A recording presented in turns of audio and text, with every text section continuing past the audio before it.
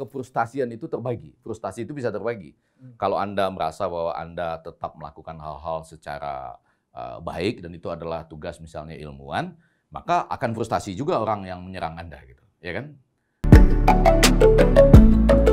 Ya, ini hot ini. Walaupun ada AC, tapi karena kita akan bicarakan adalah sesuatu yang hot. Tamu saya is very hot person juga. Ya, Prof. Effendi Ghazali. Ya. Saya kadang-kadang manggil dia Prof, kadang manggil dia Dek Pendi, kadang manggil dia. Dan yang lebih penting ini masih direktur televisi publik. Menurut saya, jadi menurut saya ini masih direktur televisi publik. Televisi publik yang dia pimpin dan yang dia cita-citakan itu yang benar. Yang lain ya televisi publik abal-abal lah. Yang begitu. Nggak apa-apa, ini saya ngomong di sini mau dicatat, mau di pengadilan kan juga boleh. No comment. No comment ya. Saya. Tapi ini pemilu Amerika Serikat ini menurut saya penting. Ya. Bukan hanya, kan orang suka nanya, apa akibatnya bagi kita? Gitu. Ya. Kalau ditanya akibatnya bagi kita, mending Trump dong. Oh iya? Iya dong. Kenapa? Sederhana, Trump ini ngajak perang Cina. Ya, perang terus? dagang minimal. Iya. Jadi kita sebagai tuan rumah, Ya. asal jangan suka nunduk-nunduk ya. Iya. Asal berani berdiri tegak, Oke. Cina silakan datang. Iya. Ya kan? Amerika Amerika silakan datang. Ya. Ya kan? Ya. Selama Anda berperang, kami tuan rumah yang diuntungkan. Oke. Nah, ya kan? Tapi sudahkah kita mengambil peran itu? Nah, itu yang jadi persoalan. Saya makanya tadi mengatakan Ujuk. kita harus tegak. Iya. Jangan jadi tuan rumah yang Iya. "Monggo, Pak." Nggak dapat apa-apa juga gitu. Nggak dapat apa-apa kalau gitu. Iya, Tapi iya. mudah-mudahan sudah dapat apa-apa. Hmm. Ya, mudah-mudahan sudah dapat apa-apa dari perang dagang ini. Iya. Nah, ketika Biden nanti, secara umum Partai Demokrat itu sangat peduli terhadap hak asasi manusia. Ya, LSM akan tumbuh kuat. Nah, ini ya bisa berhadapan dengan Undang-Undang Ciptaker yang kebetulan sampai hari ini masih di demo. Jadi persoalan lingkungan hidup Oke. akan balik lagi ke Paris ini nih, Ya. Perjanjian Paris, Protokol, betul kan? ya. Protokol Paris. Kemudian persoalan hak asasi manusia, hak-hak buruh, hak-hak perempuan. Ini akan hidup. Iya dong, hak asasi manusia. Di masa Trump lah kan, Menteri Pertahanan kita bisa ke Amerika. Ya. Coba kalau di masa Obama dulu, enggak kan? Enggak. Bersahabat, tapi belum boleh ke sana. Hmm. Di masa Trump boleh, karena memang Partai Republik itu nggak terlalu peduli terhadap. Jadi hak kalau asasi manusia. Biden apa confirm dilantik, apakah Nah, secara umum itu akan menjadi perhatian. LSM akan dapat dana yang cukup kuat ya untuk memperhatikan isu-isu lingkungan, hak asasi manusia, hak perempuan dan lain-lain seperti itu. Tapi teman-teman Prof, kalau Prof EG kan memang ninjaunya dari sana ya, komunikasi politik. Tapi teman-teman para ekonom, orang-orang bisnis, investasi, malah Undang-Undang Cipta Kerja ini baik untuk investor yang akan invest di Indonesia. Iya. Tapi yang agak menarik adalah begini. Kan Undang-Undang Cipta Kerja ini walaupun sudah lama dipikirkan, katanya perlu segera disahkan Ya. karena investasi akan segera masuk. Ya. Betul ya? Betul. Orang mendesak karena ada yang akan masuk. Ini supaya logikanya jelas nih. Ya. Mendesak kita sahkan karena ada yang akan masuk. Ya. Habis itu Pak Jokowi marah-marah tuh. Hmm. Kalian Kepala Badan Penanaman BKPM, Modal ya. sama Bapak Menko. Bahlil ya. Iya, enggak Pak Menko-nya di Pak atasnya. Menko-nya Erlangga. Iya. Bukan, Marves. Kan penanaman modal. Oh benar modal. Iya kan? Oke. Mana kok investasinya belum masuk? Muncul pertanyaan saya. Ini bergegas supaya investasi masuk. Tapi kok belum masuk? Saya nggak ngikutin itu. Iya. Jadi Yang maksud saya waktu itu pernah dengan Pak Marvel itu. Iya. Saya pernah wawancarin Pak Luhut dalam satu acara talk show. Dia bilang investasinya bagus banget. Iya, makanya. Tapi kan Pak Presiden yang bilang bahwa ini belum masuk. Dua petinggi negara Prof, ini. Anda kan sangat, memang bidang Anda kan mengawasi atau mencatat masalah komunikasi publik yang dilakukan oleh pemerintah dan para pimpinan-pimpinan publik kita. Jujur aja, menurut Prof EG yang kedokterannya di bidang itu bagaimana sih komunikasi publik yang dilakukan oleh para pimpinan Indonesia? Saya cuma mengutip apa yang dilakukan oleh Bapak Presiden saja. Kan ini Bapak Presiden kita. Ya. Kalau dia marah-marah berarti ada sesuatu yang kacau itu. Ya. Kacaunya itu kalau secara sederhana begini, saya selalu mengatakan begini. Siapakah yang dikirim atau siapakah yang memberikan keterangan tentang hal apa gitu. Ya. Presiden di bawahnya juru bicara kan? Oke. Jadi artinya kalau ada yang dianggap sangat penting, nanti juru bicaranya menyampaikan sesuatu, kalau perlu diperbaiki, ditambah, dikurangi, ataupun perlu diralat, tinggal Presiden. Nah, itu satu jalur.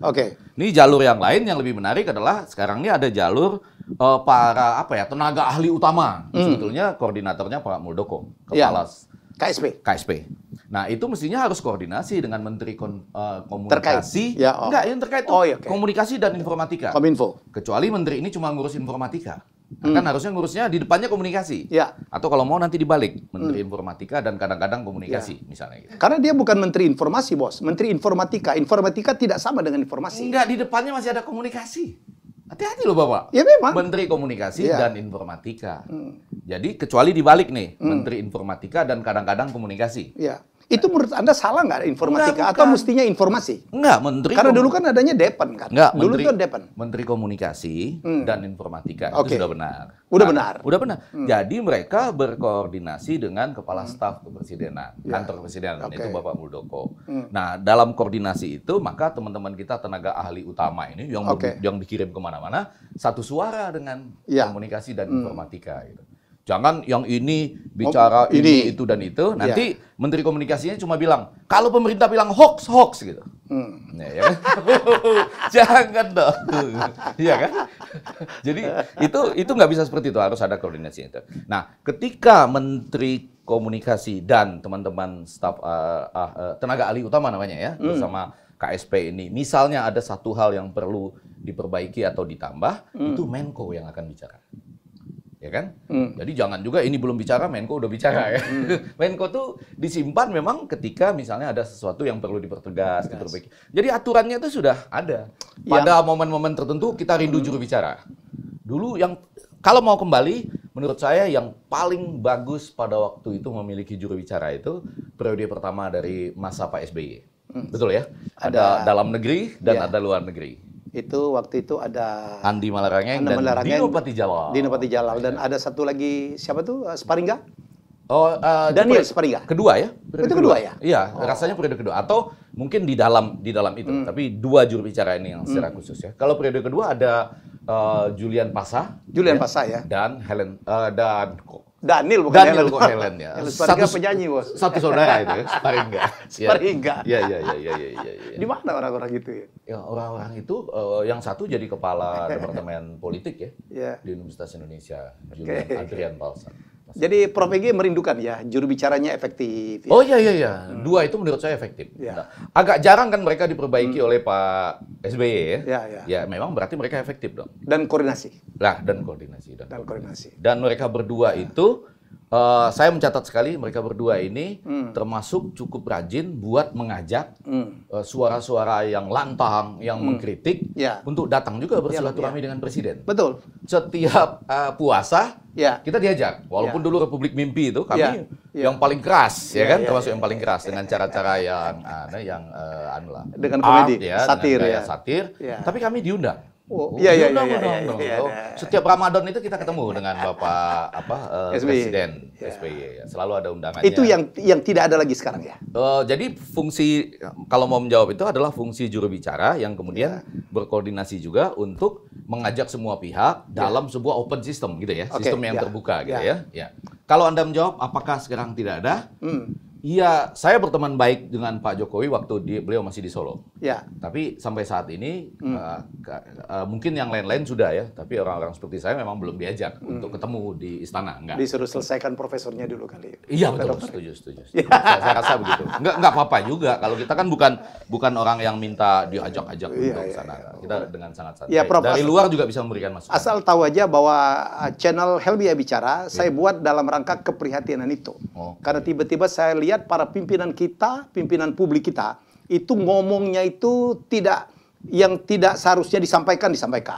Terus berbeda satu sama lain. Itu tadi kan? Berarti koordinasi yang saya sebutkan tadi jalurnya jelas kan? Dan kalau Presiden punya kepedulian tertentu, juru bicara yang bicara, kalau perlu sedikit dibetulkan, dipertegas, Presiden langsung. Kan itu jurusnya begitu. Nah, tapi kalau hal-hal pemerintahan sehari-hari adalah koordinasi antara Kementerian Komunikasi dan Informatika dengan Kepala Staf Kantor Presiden, gitu ya. Ya, jadi apalagi kemarin kita memasukin COVID-19 ya, di mana bahwa penjelasan, informasi, diseminasi, sosialisasi itu menjadi penting dalam rangka memberikan arahan-arahan kepada masyarakat yang juga bingung. Ini soal vaksin kan serius sebetulnya ya. Kita Presiden loh yang bilang kita akan cepat dapat, gitu ya, mula-mula ya November. Terus Presiden lagi yang kemudian bilang jangan cepat-cepat, gitu ya. Itu ada nanti akan bermasalah sebelum sosialisasinya disampaikan dengan baik. Oke. Nah, bicara tentang sosialisasi vaksin, coba ya, pelan-pelan aja. Ahmad Yuryanto itu mengatakan, dan dikutip oleh banyak, bisa di-googling aja, dicari ya. Dia mengatakan bahwa kalaupun orang mendapat vaksin, belum tentu bebas, belum tentu tidak terkena COVID. Pelan-pelan ya, coba kalau Anda jadi rakyat nih, Ahmad Yuryanto yang dulu juru bicara dalam posisinya sebagai dirjen ya pada waktu itu, mengatakan kalau Anda mendapat vaksin COVID-19, belum tentu Anda tidak kena COVID-19. Oke. Lalu pada bagian lain, ada teman-teman ID yang mengatakan belum ada vaksin yang aman. Karena masih melalui tahap 3, 4. Kalau, betul. Ya kan? Harus uji coba. Iya, ya, itu ya. 3, 4 itu, nanti yang 4 limited use, eksperimental ya, kemudian yang kelima itu baru public use gitu. Oke. Sementara dari MUI dikutip juga di banyak media, silakan Google, mengatakan bahwa ini vaksin belum tentu halal. Nah, coba saya tanya sama Anda kan jadi rakyat nih. Bingung, lalu vaksin ini akan cepat datang, sudah ada pemesanan di mana-mana. Tapi dia yang pertama belum tentu membuat Anda tidak kena COVID. Yang kedua belum tentu aman. Dan yang ketiga belum tentu halal. Terus Anda mau ngapain? Ya bingung. Perlu menyambut dengan gembira. Terus lagi ada lagi yang menyampaikan ini harus ada uji dari BP POM juga kan? Karena ini adalah obat gitu loh, yang nggak bisa dipakai begitu saja. Jadi ada tahapan-tahapan. Saya mau wawancarain siapa tuh ya, Prof Amin yang ketua Eijkman itu. Eijkman. Iya, dia bilang ini, Mas Helmi, ini butuh tahapan loh. Ya komersialisasi atau bisa dipakai oleh masyarakat itu it takes time. Makanya kemarin kita masalah waktunya kapan aja, itu kapan bahwa vaksin bisa dipakai oleh masyarakat aja kita belum confirm. Mungkin yang lebih menarik adalah perbaikan komunikasi ini penting, terutama karena ini Anda juga ahli, saya menganggap Anda adalah di samping ahli televisi publik di dalam dunia prakteknya juga disruption ya. Nah, tapi poin sekarang ini bukan gitu. Dengan kecepatan disruption ini Anda harus berusaha memperbaiki komunikasi, terutama karena apa? Jadi begitu Anda selesai memerintah, entah 1 periode ataupun 2 periode, kemudian Anda mundurlah dari memerintah dengan segala hak-hak istimewa Anda terkait dengan presidensial system. Pada waktu itu juga orang dengan begitu leluasa menceritakan apa kelemahan Anda dan bahkan relatif dalam konteks Trump, begitu dia dinyatakan kalah sesudah ini lewat ya. Jadi Pennsylvania sudah dapat, Georgia dapat, Michigan, Nevada dapat gitu ya. Pada saat itu juga muncul pelecehan yang luar biasa pada Trump. Dapat kan gambar Trump yang pakai sarung gitu, kalah gitu malin gitu ya. Terus langsung ada pawai yang menggambarkan bukan Donald Bebek tapi Donald Trump karena dia Donald Bebek, kepalanya Trump. Lalu begitu dibawa di tengah jalan, orang lari-lari ke tengah pawai itu buat nendang pantatnya. Jadi saya mau mengatakan begini, yang paling berbahaya itu, yang paling perlu dikhawatirkan itu bukan pada saat Anda memerintah. Pada saat Anda memerintah dalam sistem presidensial, Anda punya kuasa loh atas intelijen, kepolisian, dan semua aparat hukum. Tapi begitu nanti Anda transfer of power, di situ Anda berbalik semua. Wah, berbalik semua. Dan itu hitungannya detik dalam konteks Amerika jauh lebih cepat lagi. Dalam hitungan detik orang langsung dalam tanda petik itu seperti menganggap Anda tidak ada apa-apa, tidak ditakuti lagi gitu ya. Pantatnya ditendang-tendang gitu. Jadi perlu nih diperbaiki komunikasi dari sekarang ketimbang nanti Anda menderita betul. Tidak sedikit loh presiden-presiden di negara-negara maju, mungkin di negara kita juga, kalau sudah selesai itu agak menderita. Kalau kemarin ya kita kalau belajar dari Pilpres Amerika, peralihan dari Republik ke Demokrat, ya dari Obama ke Trump itu kan mulus banget ya. Mulus betul. Jadi begitu kalah pada hari itu juga Hillary langsung mengucapkan selamat. Saya ada di situ pada malam itu, kebetulan di New York, ada TV One, banyak TV-TV Indonesia, tapi kemudian mereka mengajak saya ke Jacob Javits Center karena merasa Hillary yang akan menang. Tapi saya bilang sama dia enggak. Menurut Alan Litzman, the predictive professor itu yang sudah memprediksi sudah mempelajari 120 tahun pemilu di Amerika Serikat, kemudian memprediksi dengan tepat siapa yang jadi presiden Amerika Serikat sejak 1984, bilang Trump loh yang akan menang. Profesor saya Michael Shapiro di Cornell juga bilang Trump. Nanti kita bisa gali kenapa. Jadi saya ajak teman-teman TV One, jangan. kita ke markas Trump aja di Hilton gitu ya di New York. Jadi kita ke sana dan betul sampai agak malam gitu sekitar 2:30 barangkali. Tapi karena electoral college-nya jauh betul 304 227 gitu ya. Jadi dia kemudian Hillary menelpon. Langsung. Selamat. Nah, yang ini menarik karena ini Trump loh. Trumpisme gitu ya. Pokoknya saya akan tuntut, saya akan persoalkan secara tapi hukum. dia boleh, kan artinya lepas dari ini tidak biasa dalam sistem Amerika Serikat ya. dan tidak diatur secara detail juga dalam konstitusinya, tapi diterjemahkan sebagai haknya dia juga untuk menggugat kan, minimal recounting. Cuma bedanya recounting pada waktu misalnya tahun 2000 Al Gore berhadapan dengan Bush Junior. Ya. Itu cuma di satu negara bagian, Florida. Dan selisih suaranya pun cuma sedikit 527. Iya. Ya kan? Mulai dipersoalkan sejak 8 November, Ya. 12 Desember sudah ada keputusan dari Mahkamah Agung, Supreme Court-nya. Kalau ini ada di 6 negara bagian, dengan selisih suara ada yang 20.000 ke atas gitu. Jadi agak sulit. Cuma yang menarik bagi kita adalah begini.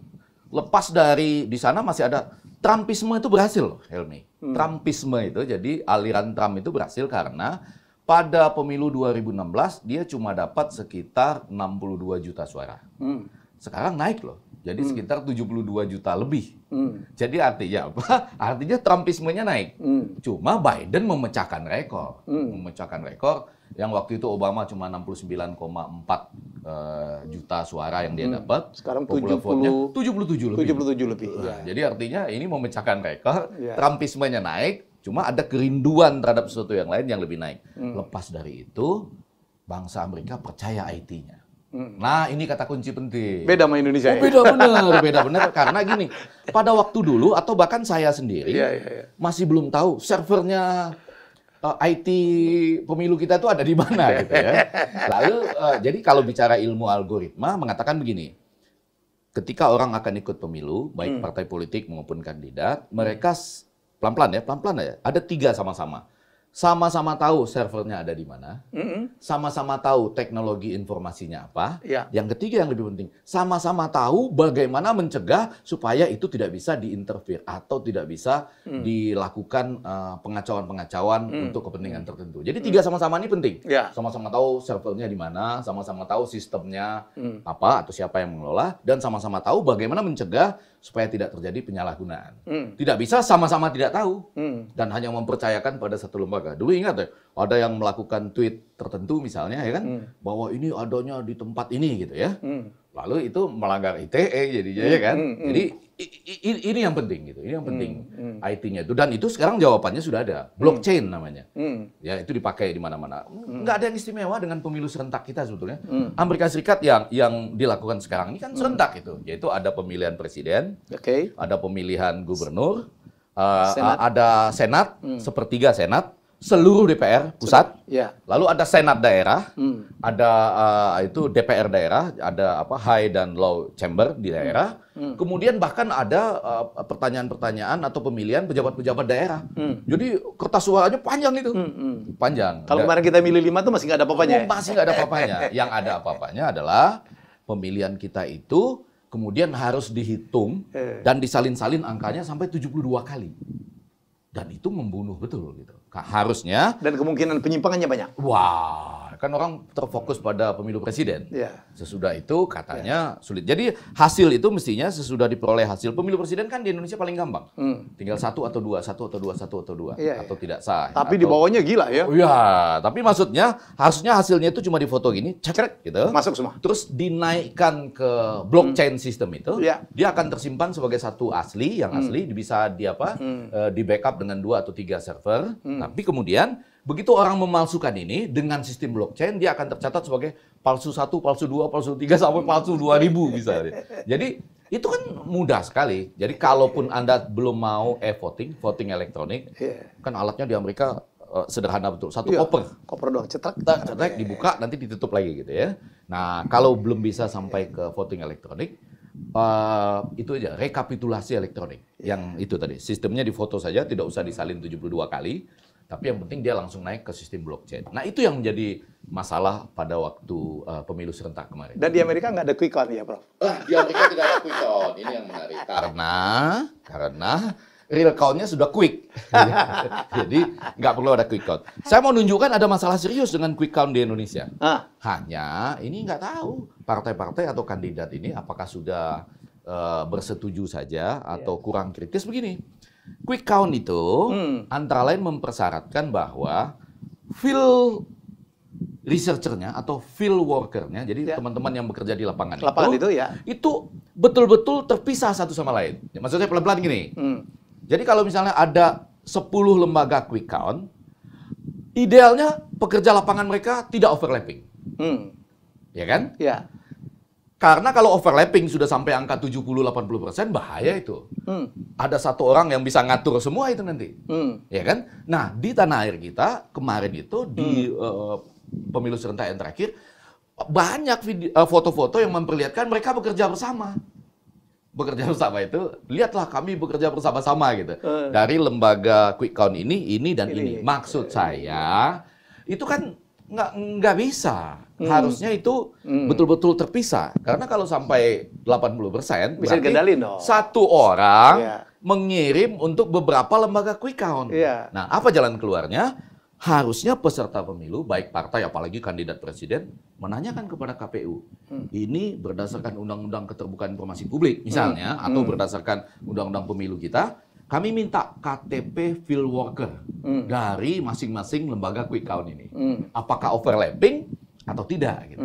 Jadi mungkin kalau nggak ada gunanya ya? Nggak ada gunanya. Itu kan berarti satu quick count atau 10 quick count. Tapi petugasnya itu juga. Petugasnya minimal overlappingnya sampai berapa persen. Itu yang perlu kita ketahui. Jadi ini menarik soal quick count, real count, atau quick count kartel. Nah, kartel quick count itu. Ada kartel quick count. Iya. Jadi ini menarik dari Prof. EG. Dia mengatakan bahwa di Amerika tuh nggak ada quick count karena realnya udah quick banget. Iya. Nah, yang kemarin agak lambat karena ini menarik. Saya menyebutnya Pilpres 2020 di Amerika itu adalah Pilpres pos. Karena begini, banyak yang balot. Di 2000 di Amerika kan biasa orang boleh memberikan suara hampir sebulan sebelumnya lah. Ya, rata-rata 2 minggu sebelumnya datang. Pilihan early voting itu bisa dua bentuk, datang secara fisik juga boleh, atau mail in, mengirim lewat pos lah begitu ya. Nah, pada 2016 yang mengirim lewat pos itu 33 juta. Di tahun 2020 menurut US Election Project itu Profesor McDonald dari Florida University, dia memprediksi itu sekitar 92. Jadi 92 juta, ternyata lebih. Jadi jumlah orang yang datang secara fisik itu 35 juta, yang mengirim itu mula-mula dalam early voting-nya itu sekitar 65 juta. Jadi totalnya 90 lebih ya? 92 lebih. Ya. Nah, yang masih outstanding pada hari itu, outstanding itu masih dikirim atau belum dihitung, sekitar 26,8 juta. Gitu. Nah, ini menarik kenapa bisa demikian. Lagi-lagi ini kebetulan, COVID kan given. Tapi sangat kebetulan, dua calon presiden ini, salah satu isu pertempurannya adalah soal COVID. Jadi yang satu ini ingin menunjukkan nggak ada masalah COVID ini, kita nggak terlalu pakai masker juga nggak apa-apa. That's Trump. Wah ya, dalam hal ini. Walaupun dia kena pun berapa hari langsung bangkit tuh. Jadi dua yang ingin dia sampaikan.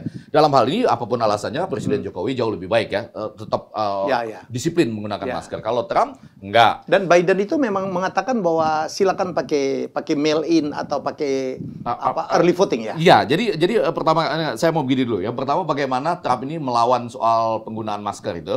Dia tidak hanya tidak pakai, tapi juga mengolok-olok Biden loh. Jadi dalam debat dia bilang, Anda selalu pakai masker kemana-mana, bahkan masker Anda tuh terlalu besar.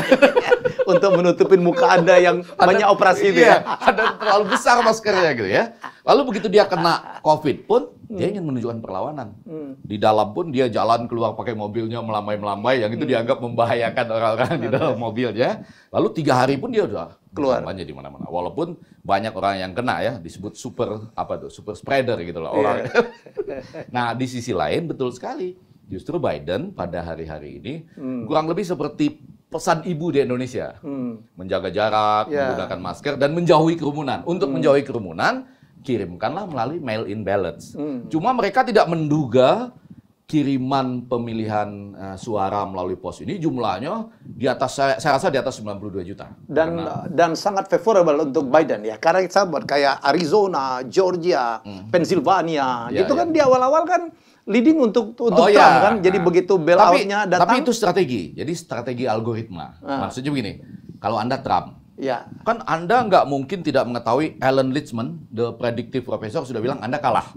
Padahal ini orang 2016 seperti melawan semua survei bilang Trump menang. Sekarang dibilang kalah. Kenapa kalah? Jadi dia punya 13 kunci. 13 keys to White House. 13 kunci menuju Gedung Putih. Nah, dia bilang kalau petahana hanya 5 yang salah atau yang false lah ya, itu Anda masih bisa bertahan. Tapi kalau sudah 6, Anda bakal keluar dari Gedung Putih. Kebetulan tahun ini Trump katanya 7 yang bermasalah. Jadi yang pertama itu kunci mandat.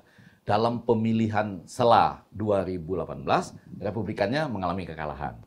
Lalu kunci 5 dan ke-6, ini nasib nih, takdir. Kunci 5 itu short term economy, yaitu bahwa pemilihan umumnya terjadi pada resesi. Tanggal-tanggal pemilu itu pada resesi. Lalu long term economy, kunci yang ke-6 itu, bahwa tahun pemilu itu terjadi pada saat ekonomi pertumbuhannya jatuh secara tajam. Nah, jadi itu 1, 5, 6. Lalu ada kunci 8 dan ke-11. Kunci 8 dan 9. Kunci 8 dan 9 itu adalah kunci skandal dan kerusuhan sosial. Jadi ini kenapa disebut skandal? Dari sejarah Presiden Amerika, ini yang ketiga yang akan dimakzulkan oleh DPR, betul ya? Hampir akan dimakzulkan, tidak terjadi karena kekuatan Republiknya. Lalu kunci social unrest itu yang ke-9 itu artinya di mana terjadi kan Black Lives Matter, George Floyd dan lain-lain itu terjadi. Kunci 11, 12 ini menarik. Kunci yang 11 ini adalah bagaimana kebanggaan militer atau kebanggaan luar negeri. Tidak ada yang berhasil diklaim. Pada waktu-waktu yang terakhir ini, walaupun perang dagang sudah dikibarkan. Nah, yang terakhir karisma, yaitu bahwa karisma petahana itu makin lama makin kecil. Dulu kan dia bisa menjangkau kaum kulit putih, kebanyakan laki-laki, ditambah lagi juga perempuan, ya. Utamanya laki-laki, tapi perempuan kaum kulit putih juga banyak. Yang pendidikannya agak rendah, tinggal di pinggir kota atau di pedesaan, yang agak sering ke gereja pada waktu itu.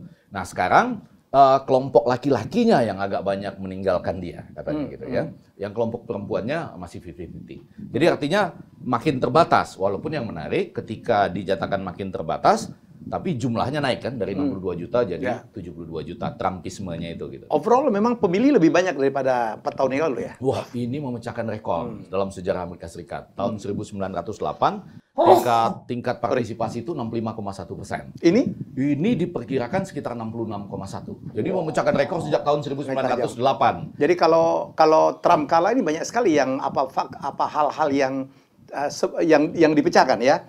Kan jarang sekali juga presiden Amerika cuma 1 periode, kan jarang tuh. Cuma aja 11 presiden. Dan berapa tahun terakhir kan nggak ada kan? Terakhir itu George Bush senior. Ya kan, George Bush senior, yang dikalahkan oleh Clinton yang terakhir, kemudian nggak ada. Setelah itu masuk Bush junior 2 kali, Obama 2 kali, Trump 1 kali ini. Jadi itu memecahkan rekor. Ada beberapa rekor yang berhasil dipecahkan. Dan banyak sekali joke-nya, bro, ya. Meme segala macam itu lucu-lucu ya. Tapi itu yang mau saya ingatkan. Jadi kalau Anda selesai kekuasaan, bahkan di negara yang sangat superpower seperti Amerika, begitu Anda dinyatakan oleh lembaga-lembaga yang dianggap otonom ya, karena masing-masing negara bagian itu. Nah, ini yang menarik nih. Saya sampai di sini menarik, yaitu bahwa KPUD-nya, KPU daerahnya, memang diset untuk menjadi KPU yang independen. Jadi tidak tergantung pada KPU pusat. Jadi orang kalau mau ngatur-ngatur hasil pemilu nggak bisa mesan dari KPU pusat. Nggak bisa. Ya, karena KPU daerahnya sangat independen dan punya tradisi-tradisi kecenderungan kemana kan? Ya, itu yang penting. Georgia kecenderungannya ke Republik, Pennsylvania kecenderungannya ke Demokrat, kemudian Nevada kecenderungannya ke Demokrat. Jadi mereka akan mempertahankan itu. Justru kelihatan menarik pada saat ini ketika misalnya yang lagi di recounting Ya. Georgia yang kecenderungannya kepada Republik sekarang hanya Clinton yang pernah memenangkan Ya. ya, dan sekarang justru ke Demokrat. Dan jadi kalau Georgia yang KPUD-nya dalam tanda petik punya tradisi ke Republik tiba-tiba mengatakan enggak, sekarang Demokrat yang menang. Oh, itu kan independen sekali. Jadi orang menjadi percaya. Jadi IT amat sangat perlu dipercaya. Dan itu anomali ya, Prof ya. Anomali lah. Iya, untuk 11 swing states itu ya. Dan termasuk Florida, anomali banget ya. Oh, kalau Florida dimenangkan tetap oleh Trump. Dulu iya, mestinya kan logikanya kan paling banyak imigran. Saya kan orang Miami nih. Setuju. Banyak orang-orang yang merasa disingkirkan oleh betul. Trump. Jadi itu sekarang masih perlu diteliti itu. Itu benar sekali. Agak misterius kenapa khususnya teman-teman Latino di Florida itu. Latino, black banyak banget. Itu justru memilih Trump gitu ya. Kalau saya prediksi satu, karena Trump itu tinggalnya di Palm Beach, Florida. Sama seperti Biden yang semula seakan-akan kalah di Pennsylvania, tapi karena dia lahir di Scranton gitu, pernah tinggal di sana juga gitu. Jadi itu merupakan lama tinggal ya. Biden di Delaware lahirnya, tapi lama tinggal di Scranton ya. Jadi itu dia akhirnya Pennsylvania juga bisa direbut kembali gitu. Prof, cerita dong tentang electoral vote gitu ya. Yang kalau di Indonesia itu kan total voters gitu langsung menang. Kalau di sana kan tidak. Karena dulu yang 4 tahun lalu, biar lengkap nih. Kan dulu itu kalau 4 tahun lalu kan Hillary Clinton itu dipilih lebih banyak voters. Iya, popular vote-nya tetapi electoral vote-nya kalah. Kalah. Jadi yang mau saya katakan adalah di Amerika itu sistemnya walaupun semua orang memberikan suara, tapi berdasarkan sejarah dan konstitusinya, negara-negara bagian itu state by state ya. Ya, state by state itu punya disebut electoral college ya. Jadi orang-orang yang terpilih dengan sistem tertentu sebetulnya dia hanya menjadi mediasi, menjadi media. Nanti untuk rapat kalau nggak salah saya rapatnya itu 8 Desember, kalau ada masalah 14 Desember, lalu 6 Januari naik ke kongresnya. Tapi mereka di 8 sampai 14 November itu menyampaikan saja apa yang diperoleh di masing-masing negara bagian. Jumlah totalnya 539 sehingga kalau orang pengen jadi presiden harus menang 270. Sehingga nanti kan sisanya 200 539 kurang 270 ya. 269. Iya. Nah, 269. Oke, selisih 1 ya. Nah, dan itu terbagi-bagi berdasarkan sejarah dan jumlah penduduk. Bisa diupdate juga. Itu dibandingkan dengan jumlah penduduk ya. Iya, dan sejarah juga. Pennsylvania 20. Yang paling tinggi California 55. New York sama Texas lah. Texas 38. Texas 38, kemudian New York dan Florida 29. Ya, karena memang Pennsylvania 20 misalnya. Jumlah penduduknya memang juga paling banyak ya. Itu dan Michigan sama-sama 16. Nevada hanya 6. Nevada hanya 6, karena Iowa penduduknya 6. dikit banget. Jadi ada sejarahnya juga. Maine 5 Maine 4, Nebraska 5. Nebraska 5. Maine Dan lucu, 2 state yang tidak total ya. Jadi tidak winner take it all. Di Amerika pun ada mulai pikiran, terutama sejak kekalahan Hillary dulu, kenapa nggak popular vote aja? Ya kan? Kan Hillary itu termasuk di sesudah Gore itu ya, Al Gore, kemudian Hillary yang menang popular vote tapi kalah di electoral college. Nah, lalu muncul pemikiran kenapa nggak dibikin seperti Maine dan Nebraska. Jadi Maine dan Nebraska itu sistemnya begini, yang menang di negara bagian dapat 2. Karena Maine itu distriknya 4, distriknya 2, maka yang menang di seluruh negara bagian ngambil 2, nanti yang menang di masing-masing distrik ngambil 1-1. Makanya 3-1 kemarin ya? Iya, 3-1. 3-1, Biden 3, Trump 1. Di Nebraska karena distriknya 3, jadi yang menang ngambil 2, kemudian yang menang di distrik 1, distrik 2, distrik 3 masih dapat 1-1. Nah, itu mungkin agak adil itu. Jadi artinya kalaupun Pennsylvania ini tidak the winner takes all, di mana tempat yang county-county-nya yang menjadi distrik itu memenangkan Trump misalnya, Trump bisa dapat. Tapi itu sejarah mereka lah gitu ya. Menarik juga ya. Menarik dan aneh bagi kita gitu. Nah, jangan lupa orang suka berpikir bahwa kaum elektor ini yang nanti akan rapat itu, mereka pasti akan selalu memberikan suaranya sesuai dengan apa yang hasil itu ya, Trump lawan Biden. Ternyata waktu 2016 ada yang disebut faithless elector. Jadi artinya dia walaupun harus memberikan suara pada Trump, tapi dia nggak ngasih akhirnya suara pada Trump. Sehingga kan jumlahnya 304 227. Jadi itu menjadi 531. Ada 8 lagi. Ya kan, baik dari Demokrat maupun Republik ada yang faithless, tidak setia. Jadi dia pikir sudah menang, ngapain dikasih lagi ke situ? Yeah. Dia kasih nama-nama lain. Colin Powell dia kasih, Yeah. Bernie Sanders dia kasih gitu loh. Karena dianggap sudah tidak mempengaruhi, walaupun itu faithless, nggak boleh harusnya. Kalau Anda sudah jadi elektor dan masing-masing negara bagian menunjuk elektor dengan cara sendiri-sendiri, tapi ya sudah, Anda harus betul-betul memberikan buat pada waktu itu atau Trump atau Hillary. Dan jangan lupa, kalau persaingannya begitu ketat, bahaya kan kalau satu berpindah atau dua berpindah. Ya. Tapi karena waktu itu ya 304 lawan 227, Jauh banget. ya jadi beberapa di atasnya itu berpindah. Ya. Apa korelasinya dengan Indonesia? Apa yang harus kita pelajarin Indonesia Iya, jadi ada mungkin 4 poin yang harus kita pelajari dengan untuk Indonesia. Ini semuanya dalam rangka kebaikan ke depan ya. Jadi yang pertama itu mungkin kalau KPUD-nya bisa independen, tidak gampang membuat ada pengaturan-pengaturan apapun gitu ya. Kita ingin mencegah, bukannya mengatakan selama ini diatur-atur, enggak ya. Yang kedua itu tadi IT-nya, prinsipnya 3 tadi.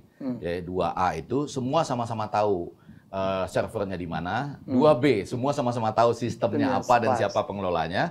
Tapi 2C semua sama-sama tahu bagaimana mencegah supaya tidak terjadi penyelewengan. Nah, itu kan keren. Nah, sekarang 2C, presidensial threshold. Ya, presidensial threshold ini di Indonesia sedang kita upayakan supaya hati-hati, bukan presidensial threshold-nya 0, tetapi tidak ada presidensial threshold. Itu beda betul. Karena saya mempelajari betul ada 18 buku tentang lahirnya negara kita dan undang-undang dasar kita. Di situ tidak pernah ada pendiri negara kita atau pembuat undang-undang dasar kita merencanakan ada presidensial threshold. Nggak ada. Seluruhnya cuma berbunyi pasangan presiden dan wakil presiden diusulkan oleh partai politik atau gabungan partai politik. Jadi artinya cuma satu partai aja nggak berubah-berubah itu. Tidak ada syarat minimal. Nggak ada. Nah, tetapi 3, ini ada 3B-nya, ini yang penting. Di Amerika Serikat itu tidak ada pembatasan calon presiden. Kalau mau lihat ya, di Washington, kata teman saya yang ada di situ, kebetulan di kertas suaranya cuma ada 3 calon presidennya. Ya. Tapi Colorado 20. Jadi kita ingat ya, ada rapper tuh, Kanye West itu, Kanye dia West. terdaftar, Kanye West ya, dia terdaftar di 12 negara bagian. Jadi kertas suara di masing-masing negara bagian itu beda-beda jumlah calon presidennya. Sementara ada namanya Jed dan Roche itu paling bawah cuma terdaftar di 2 negara bagian. Ya kan, jadi beda-beda. Bahkan di Amerika itu orang bisa writing in. Jadi ada beberapa yang sudah mendaftarkan diri dan punya akses untuk namanya boleh ditulis di surat suara. Jadi itu teman kita rapper itu, Kanye West itu, dia nulis namanya sendiri. Kan disebutkan bahwa dia nulis namanya sendiri. Tapi pertanyaannya, jadi di samping nanti presidensial threshold harus tidak ada, karena undang-undang dasar kita mengatakan demikian, oligarki yang juga nggak boleh ada. Nah, maksudnya begini, lepas dari presidensial threshold tidak ada di Amerika Serikat itu, tapi oligarki, ini adalah orang-orang yang di belakangnya mengatur-ngatur sekelompok elit, akhirnya melahirkan katanya pemilu di Amerika Serikat itu puncaknya tetap opa lawan opa katanya. Iyalah. Jadi walaupun ada ya kan, Ini pertama kali di atas 70. Iya, walaupun ada Libertarian Party, Green Party, Constitutional Party. Kalau si rapper kita ini tahu partainya apa? Birthday Party, partai ulang tahun. Kalau yang tadi Jade itu yang paling bawah itu Becoming One Nation Party misalnya. Jadi banyak sih. Di Amerika ada partai komunis, ada partai konstitusi dan lain-lain. Nah, jadi itu poin ketiga, tidak ada presidensial threshold, tetapi juga oligarki harus kita perhatikan. Nah, yang keempat yang nggak penting, ada beberapa hal yang harus kita luruskan. Misalnya, ini saya bilang ini. Khususnya soal debat publik yang sekarang lagi banyak nih di pilkada-pilkada. Saya mengatakan ada 4 sesat pikir soal debat publik. Nah, ini terima kasih acara Helmi Yahya jadi klarifikasi, karena saya diajak bicara di KPU, saya sampaikan itu agak ribut. Nah, kesempatan di Helmi Yahya bicara untuk klarifikasi yaitu yang saya sebut 4 sesat pikir tentang debat dalam rangka pemilihan umum itu adalah maksud saya ini untuk kita perbaiki ke depan, saran gitu. Yang pertama, itu debat dalam rangka pemilu itu tidak dimaksudkan untuk membuat kemeriahan. Jadi bukan dihadirkan di belakang ini, di belakang presiden ada calon, ada pendukung-pendukungnya. Sirkus itu ya. Rame. Lalu pembawa acaranya sampai bilang, mana tepuk tangannya, gitu ya. Yang terima kasih. Debat calon-calon kepala daerah ataupun calon presiden itu dibuat supaya berlangsung cepat. Dan kemudian dengan moderator atau kalau misalnya formatnya moderator dan 2 atau 3 pasangan, atau misalnya dengan town hall meeting di mana ada wakil-wakil rakyat menyampaikan pertanyaan, itu dibuat supaya berlangsung cepat. Dan kalau cuma sedikit yang ada di ruangan itu kan keamanannya juga lebih gampang. Iya. Coba bayangkan, keamanan aja bisa. Sisanya nonton online secara digital lah. Itu keamanan aja bisa berhadapan dengan orang-orang yang nggak bisa masuk dalam jumlah yang besar. Udah rame di situ, coba. Kan itu menghemat segala-galanya. Lalu yang kedua, debat publik itu juga tidak dimaksudkan untuk sesuatu acara yang diserahkan kedaulatannya atau kehormatannya pada iklan. Cuma di tanah air kita ada debat publik dalam rangka pemilu yang pembawa acaranya mengatakan kita akan kembali setelah pesan-pesan berikut ini. Masuk iklan jamu. Iya. Jadi itu, dan anehnya ini loh, presiden yang incumbent, petahana maupun calon presiden sama-sama mau diatur oleh iklan. Iya kan? Oh, ada alasan sekarang. Kalau di pilkada ini iklan-iklan tentang pilkada. Ya sudahlah, iklan pilkada ditayangkan di tempat lain. Debat untuk pemilihan umum itu cepat saja. Tapi kan itu kesempatan untuk masuknya tim sukses itu feeding lah, DPND. Oh iya, nah kita mau masuk yang ketiga sih, Ran. Hampir menuju ke sini nih pertanyaan ini. Yang ketiga, ada kesan bahwa poinnya 3A dan 3B ini, yaitu ada kesan bahwa calon presiden ataupun calon-calon kepala daerah itu harus dilindungi, ya kan? Antara lain dengan diberikan kisi-kisi. Nggak ada di dunia, nggak ada soalnya dibocorkan. Hebat juga kita ini ya. Jadi lama-lama kalau ujian-ujian nasional itu bocor soalnya, ya sampai calon presiden aja dibocorkan soalnya gitu ya. Dan yang kedua soal moderator, 3B ini. Moderator itu maksudnya gini, seakan-akan bahwa calon-calon ini dilindungi terhadap moderator. Moderatornya harus tidak berpihak, moderatornya ini harus kemudian steril, yang ini kesini. Padahal seharusnya calon presiden itu, apalagi dan juga calon-calon kepala daerah harus mampu mengatasi moderator itu dong. Harus mampu mengatasi moderator. Anda jadi kepala daerah, takut sama moderator, mendingan gak usah jadi kepala daerah. Anda calon presiden, takut sama moderator, mendingan gak usah jadi presiden gitu. Maksudnya gini. Lihat Trump menghadapi Chris Wallace ya. Saya tahu Anda suka berpihak katanya. Tapi ayo mari kita lanjut gitu loh. Jadi Trump memang gila. Jadi artinya dia ingin menunjukkan bahwa Anda memang orang terbaik, yang baik hatinya, baik moralnya, baik pikirannya, tetapi juga punya kapabilitas. Untuk debat saja Anda bisa seperti itu. Nah itu maksud saya, mudah-mudahan ini bisa jadi, tentunya sesudah itu harus tadi, quick count. Sama satu lagi nih. Ini terus-menerus saya, kalau di dalam kelas saya ajarin itu, tapi kemudian hasilnya sesudah lulus jadi nggak pernah dilaksanakan juga. Yang ngajarin dulu ada Prof. Dedi Nur Hidayat, Prof. Victor Menayang, gitu ya, Prof. Sasa Jorsa gini. Kalau Anda lembaga survei, ya kan, Anda lagi jadi konsultan atau Anda lagi dibayar oleh siapa gitu, Anda sebutkan, kami lembaga survei ini, kami sedang bekerja buat calon kepala daerah ini atau calon presiden ini, dan ini hasil survei kami. Declare, karena di Amerika itu, misalnya sebagai salah satu contoh, karena kita kebetulan lagi bicara soal pemilu Amerika, cuma ada 3 kelompok lembaga yang melakukan survei. Yang pertama itu lembaga survei publik. Contohnya saya sebutkannya Pew Research Center misalnya gitu ya. Jadi endowment-nya, dana yang dikumpulkan dari publiknya udah sampai miliar dolar barangkali. Nah, jadi dia cuma melakukan survei terus, endowment-nya bertambah terus karena publik percaya, dan Anda bisa lihat aja hasil surveinya secara gratis. Atau yang kedua, full industri. Toko serba ada, Rasmussen misalnya. Jadi dia bikin, dia nggak melayani Anda secara khusus, tapi kalau Anda kasih masukan boleh. Tapi dia merasa semua yang dia lakukan itu sudah terbaik, seperti toko serba ada. Anda tinggal beli, bisa 1 item, langganan bulanan atau langganan tahunan. Atau yang ketiga, betul-betul lembaga-lembaga yang mengatakan kami dibayar oleh siapa. Gitu. Nah, kalau stasiun televisi, orang sudah tahu dia sedang berpihak kepada siapa, betul kan? CNN kemana orang udah tahu. Fox juga kemana gitu. Yang paling terakhir mungkin ini menarik, tentang isu periode kepresidenan. Nah, ini kan kemudian muncul. Saya termasuk salah satu di antara banyak orang yang mengusulkan kalau bisa periode kepresidenan kita itu cuma 1 periode tapi 6 tahun misalnya. Atau 7 tahun. Atau 7 tahun ya. 6 lah. Kalau bisa 6. Karena ada contoh-contohnya. Maksud saya itu kenapa? Begini, pelan-pelan sekali saya mau bilang.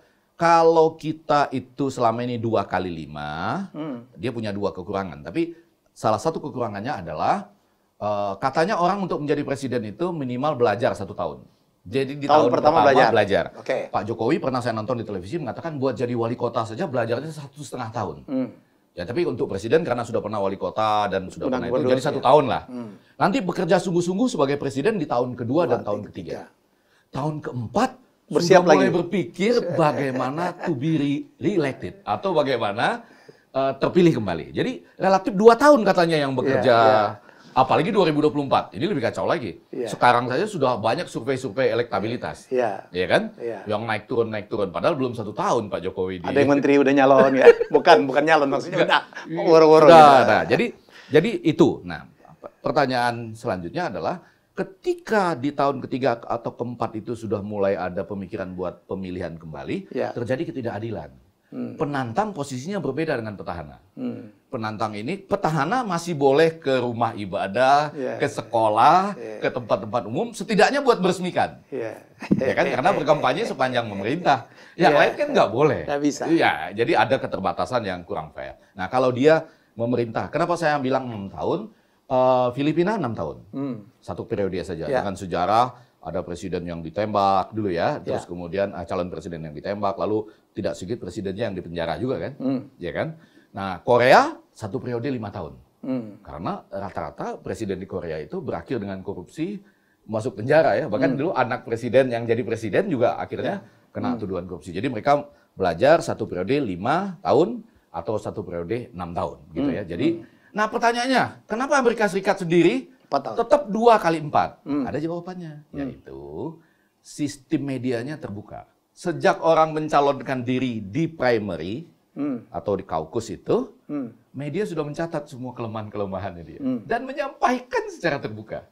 Sehingga pilihan opa lawan opa ini adalah pilihan yang terbaik dari kemungkinan-kemungkinan yang kurang bagus gitu. Jadi maksudnya begini, sejak hari pertama Anda jadi presiden pun akan ada media yang mengatakan ini kesalahan Anda, ini kelemahan Anda, ini kesalahan Anda, ini kelemahan Anda, dinyinyirin.